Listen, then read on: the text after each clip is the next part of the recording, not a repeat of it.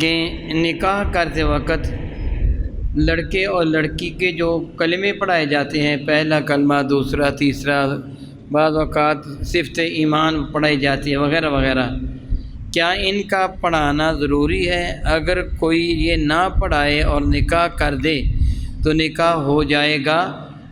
جی ہاں، نکاح ہو جائے گا، ان کا پڑھانا ضروری نہیں ہے۔ یہ حصول برکت کے لیے پڑھائے جاتے ہیں۔ اصل جو اس میں نصاب ہے، یعنی جو چیز ضروری ہے، وہ یہ ہے کہ عاقل و بالغ کم از کم 2 مسلمان مرد یا 1 مرد اور 2 عورتیں موجود ہوں، لڑکے اور لڑکی کی جانب سے ایجاب اور قبول ہو۔ اگر وہ خود ایجاب و قبول کر لیں تب بھی جائز ہے۔ خود ایجاب و قبول کرنے کا معنی یہ ہوتا ہے کہ لڑکا اس لڑکی کو یہ کہے کہ میں نے تجھے اپنی زوجیت میں لیا، اور حق مہر اتنا، حق مہر کا ذکر کرنے کے ساتھ کہے میں نے تجھے اتنے حق مہر میں اپنی زوجیت میں لیا، لڑکی کہہ دے کہ میں نے قبول کر لیا، نکاح ہو گیا۔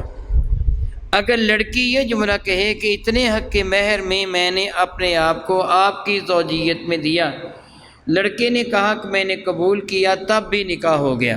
اگر درمیان میں کوئی وکیل ہو، جس طرح آج کل ہمارے ہاں نکاح خواہ بطور وکیل وہ لڑکے اور لڑکی کے درمیان ہوتا ہے کہ وہ پہلے لڑکی کا نکاح پڑھاتا ہے، اس سے اجازت لیتا ہے کہ پوچھتا ہے کہ میں نے تجھے اتنے حق مہر میں فلاں بن فلاں کے نکاح میں دیا، ان گواہوں کی موجودگی میں، تو لڑکی اقرار کر لیتی ہے۔ پھر لڑکے سے سوال کیا جاتا ہے کہ میں نے فلاں لڑکی کو اتنے حق مہر میں فلاں بن فلاں بیٹی کا نام اور فلاں بنت فلاں اور فلاں فلاں گواہوں کے، یہ جو گواہ موجود ہیں، ان کی موجودگی میں نکاح کیا، کہتے ہیں میں نے قبول کر لیا، بس نکاح ہو گیا۔